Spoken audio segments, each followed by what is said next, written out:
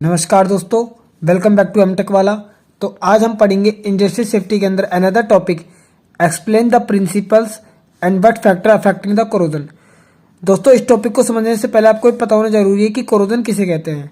अगर आपको नहीं पता तो मैंने प्रीवियस वीडियो में बहुत अच्छे तरीके से बता रखा है कोरोजन क्या होता है, उसके टाइप्स क्या होते हैं। उसका लिंक मैंने डिस्क्रिप्शन में दे रखा है, आप वहां से जाके एक्सेस कर सकते हो। तो शुरू करते हैं दोस्तों वाला क्वेश्चन। इसमें पूछा है प्रिंसिपल्स क्या होता है कोरोजन के और कौन कौन से फैक्टर होते हैं जो कोरोजन को अफेक्ट करते हैं। तो पहले शुरू करते हैं प्रिंसिपल ऑफ कोरोजन से। प्रिंसिपल ऑफ कोरोजन, दोस्तों कोरोजन का बेसिकली मतलब होता है जंग, किसी मेटल पे जंग वगैरह लगता है ना वो। Principle of corrosion explain how metal react chemically और इलेक्ट्रोकेमिकली विद देयर एनवायरमेंट। इसका मतलब दोस्तों ये है, प्रिंसिपल ऑफ कोरोजन ये बताता है कि कोई भी मेटल है उस पर हमें पता जंग आ जाता है केमिकल रिएक्शन के बाद। तो कुछ जैसे कि दोस्तों ये मेटल है, ठीक है, एक ये वाटर, एयर, ऑक्सीजन इन सब के कांटेक्ट में आया, केमिकल वगैरह के कांटेक्ट में आया तो रिएक्ट करके जंग लग जाता है। हमें पता है मेटल पे बड़ी आसानी से लग जाता है।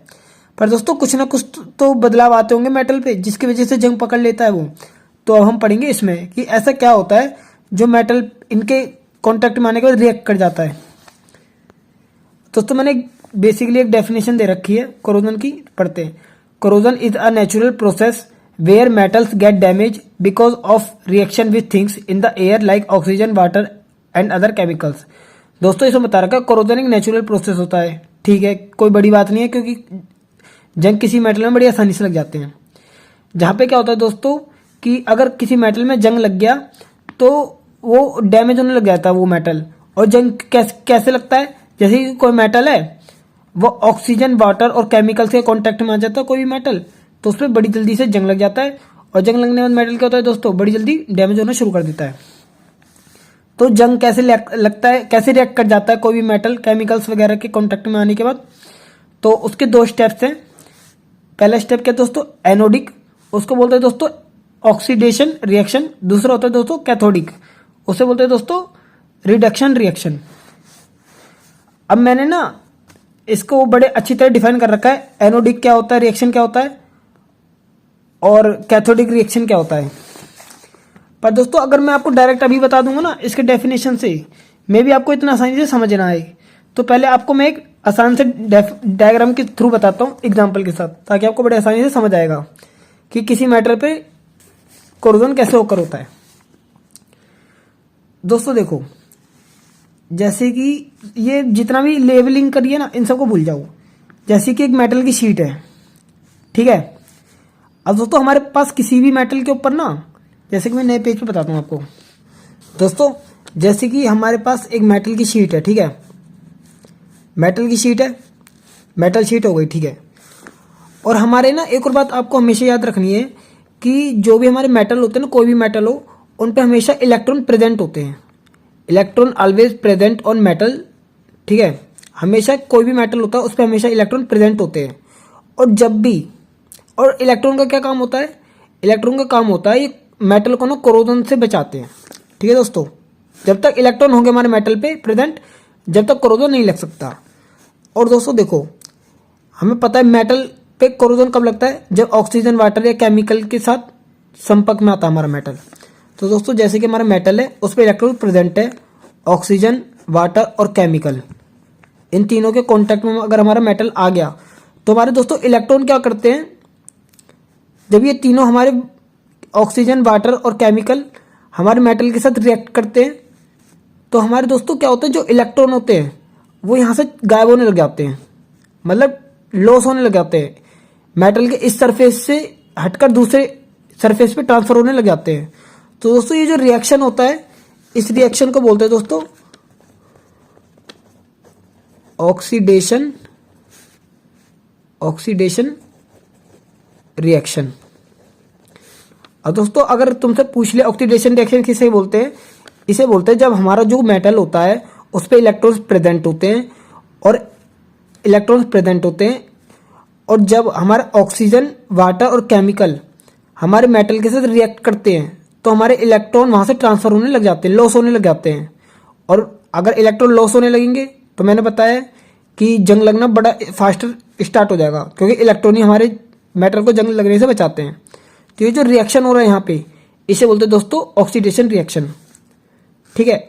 और यहाँ से जो मेटल गायब होते हैं इसे बोलते हैं दोस्तों एनोड। इस हिस्सा को जैसे यहाँ जंग लग गया, ठीक है, इलेक्ट्रॉन यहाँ से गायब होने लग गए, ट्रांसफर होने लग गए दोस्तों, इस हिस्से को बोलते हैं एनोडिक, जहाँ से हमारे इलेक्ट्रॉन ट्रांसफर होते हैं। और जैसे इलेक्ट्रॉन यहाँ से यहाँ ट्रांसफर हो गए मेटल के इस वाले सरफेस पे, और जिस सरफेस पे ट्रांसफर होते हैं उसे बोलते हैं दोस्तों कैथोडिक, कैथोडिक, ठीक है। अब देखते हैं जैसे कि मेटल हमारे इलेक्ट्रॉन यहाँ से इस वाले सरफेस पे, मेटल के इस वाले सरफेस पे ट्रांसफर हो गई, तो क्या होता है दोस्तों, जैसे कि मेटल शीट है, यहाँ से हमारे यहाँ ट्रांसफर हो गई इलेक्ट्रॉन, जैसे इलेक्ट्रॉन यहाँ से यहाँ ट्रांसफर हो गया, हमने पहले देखा है यहाँ पे, ठीक है।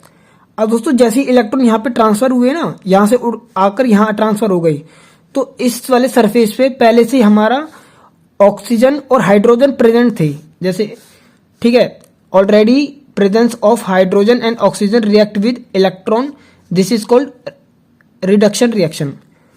दोस्तों हमने इसमें तो देखा कि हमारे इलेक्ट्रॉन यहाँ से यहाँ पे हमारे ट्रांसफर हो गए इस वाले एरिया पे, किसकी वजह से, ऑक्सीजन, वाटर और केमिकल के जब कॉन्टेक्ट में हमारा मेटल, तो हमारे इलेक्ट्रॉन यहाँ से यहाँ ट्रांसफर हो गई।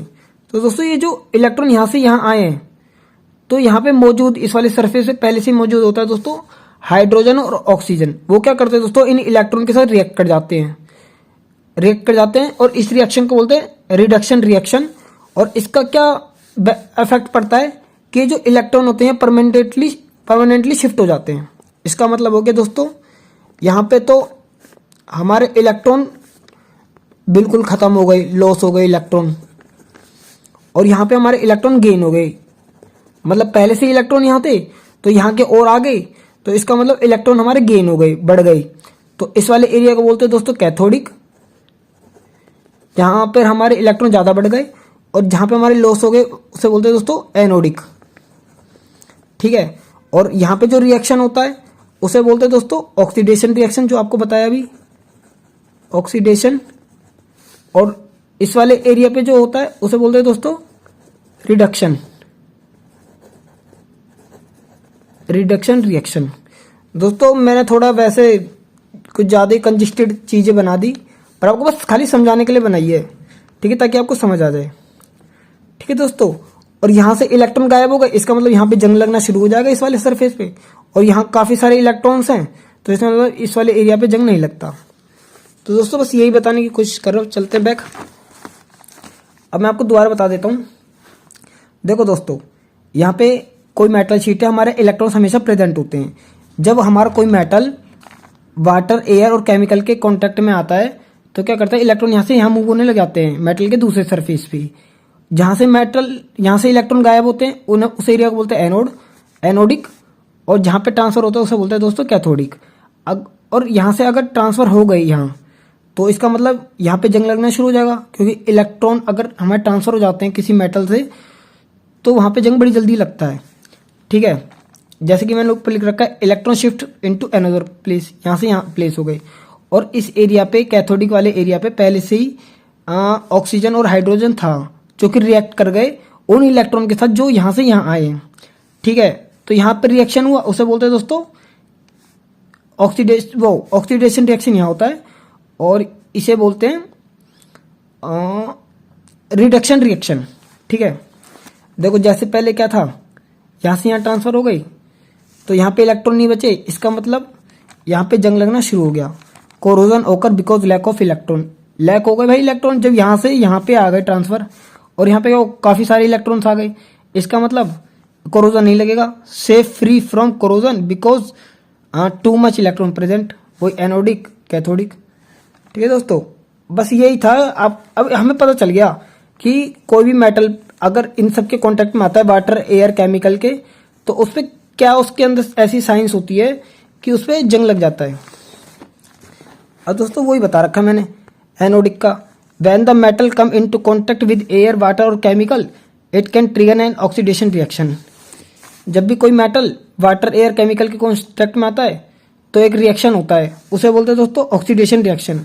ऑक्सीडेशन रिएक्शन क्या होता है कि इलेक्ट्रॉन वहां से ट्रांसफर हो जाता है दूसरे सरफेस पे मेटल के, ठीक है, वही बता रखा है। In this reaction metal loss electron and turn into positive ion, this can lead to corrosion. कि मेटल लॉस हो जाते हैं और इसकी वजह से हमारा कोरोजन स्टार्ट हो जाता है। ऐसी कैथोडिक में बता रखा है। इसमें क्या होता है, रिडक्शन रिएक्शन होता है, मैंने बताया रिडक्शन रिएक्शन होता है। इसमें क्या होता है, जो भी लॉस्ट इलेक्ट्रॉन होते हैं, यहाँ के जो लॉस्ट इलेक्ट्रॉन होते हैं जो कि यहाँ से यहाँ ट्रांसफर होते हैं, उनके साथ प्रेजेंस, जहाँ पे जो प्रेजेंस ऑक्सीजन और हाइड्रोजन होता है वो रिएक्शन कर जाते हैं। तो दोस्तों बस आपको मतलब इतना बेसिक ही था कि कैसे मेटल रिएक्ट कर जाते हैं केमिकल के साथ। अब पढ़ते हैं दोस्तों फैक्टर अफेक्टिंग द कोरोजन। ऐसे कौन कौन से फैक्टर हैं जो कोरोजन को इफेक्ट करते हैं। जैसे कि दोस्तों मॉइस्चर, जैसे कि water. Metal corrode faster in humid और wet environment because water act as a medium for the corrosion reaction. मतलब दोस्तों इसमें बता रखा है जो मेटल होता है, कोई भी लोहा वगैरह, वाटर के साथ बड़ी जल्दी रिएक्ट कर जाता है कोई भी लोहा, उसकी वजह से हमारा कोरोजन स्टार्ट हो जाता है। कि मतलब हमें पता है ना, पानी में अगर कोई लोहा रहता है बहुत टाइम तक तो उसमें जंग लगना बड़ी जल्दी स्टार्ट हो जाता है। Temperature, higher temperature speed up the chemical reaction that cause corrosion. दोस्तों अगर मेटल कोई भी हायर टेम्परेचर के कांटेक्ट में आता है तो उस पर केमिकल रिएक्शन बड़ी स्पीड से होता है, जिसकी वजह से कोरोजन का कारण बनता है। टाइप ऑफ मेटल, ठीक है दोस्तों, जो हमारे किसी मेटल पे जो जंग लगता है वो उस पर भी डिपेंड रहता है वो मेटल किस टाइप का है। जैसे कि अगर हमारा कोई मेटल स्टेनलेस स्टील का हुआ, ठीक है, तो उस पर जंग बड़ी धीरे टाइम से लगेगा। अगर वही मेटल अगर आयरन का हुआ तो बड़ी स्पीड से जंग लगेगा। जैसे कि स्टेनलेस स्टील मतलब कोई भी हमारे बर्तन है, ठीक है, तुमने देखा कोई गिलास कटोरी चम्मच इन सब पे जंग लगते हुए बड़ी आसानी से नहीं, उसे रोज पानी में धोते हैं फिर भी जंग नहीं लगता। और कोई लोहा उसे रोज पानी में धोएंगे ना तो जंग लग जाएगा, क्योंकि लोहा बनाए वो आयरन बनाए वो अलग मेटल का है और जो बर्तन बने वो अलग मेटल के हैं। इसलिए स्टेनलेस स्टील जो मेटल होता है उसमें बहुत मुश्किल से जंग लगता है। और दोस्तों ऑक्सीजन लेवल भी एक फैक्टर है कोरोजन जंग लगने का। जैसे मोर oxygen around a metal surface can increase corrosion, कि अगर कोई भी मेटल के आसपास ज़्यादा ऑक्सीजन रहेगी तो उस पर जंग लग जाता है। प्रेजेंस ऑफ सॉल्ट और केमिकल, जैसे कि सॉल्टी वाटर और केमिकल्स लाइक एसिड, इन सब के कांटेक्ट में अगर कोई मेटल आ जाता है ना तो उस पर भी बड़ी जल्दी जंग लग जाता है, क्योंकि रिएक्शन प्रोसेस बड़ी स्पीड से होता है अगर कोई मेटल किसी केमिकल के कांटेक्ट में आ जाता है। तो दोस्तों बस इतना ही था। आई होप आप सबको समझ आया होगा। अगर आपको फिर भी समझ नहीं आया तो मैं आपको दोबारा समझा दूंगा, पर आपको ये वीडियो पूरी देखनी है और अगर पसंद आई हो तो इस वीडियो को सब्सक्राइब कर देना। थैंक यू दोस्तों।